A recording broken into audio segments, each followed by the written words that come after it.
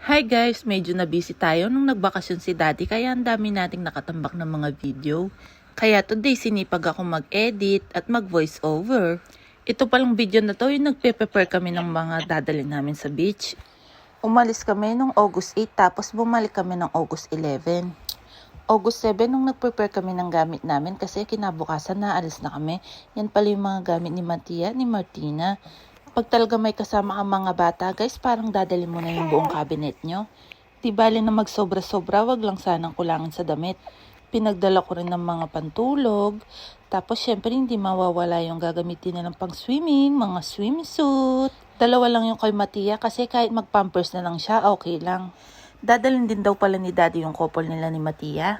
At syempre, dadalhin ko din yung twinning namin ni Martina. Yan pala yung akin, yung kay Martina, nasa validya na. Ayan naman pala yung mga dadalhin ko, guys.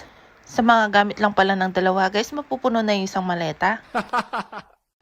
Tapos, ayan pa yung mga dress ni Martina. Tapos, yung mga swimsuit, pinagsama-sama ko na dito sa isang bag.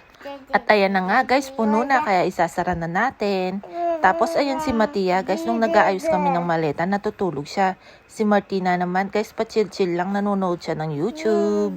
Doon naman sa isang bag, pinuno namin ng chichirya kaso naalala namin may ilalagay pa pala kami kaya nilabas ulit namin yung mga chichirya. Kaya yung mga chichirya dyan na lang sa plastic. Dahil nga magbe-beach tayo guys, ayan sakto dumating yung mostela na in-order natin, may kukunin tayo. Sakto nga dumating to bago tayo umalis. Ito pala yung dadalhin natin guys, yung Viaggio kit para naman mali na lang yung mga dadalhin kong sabon, lotion at saka sunblock.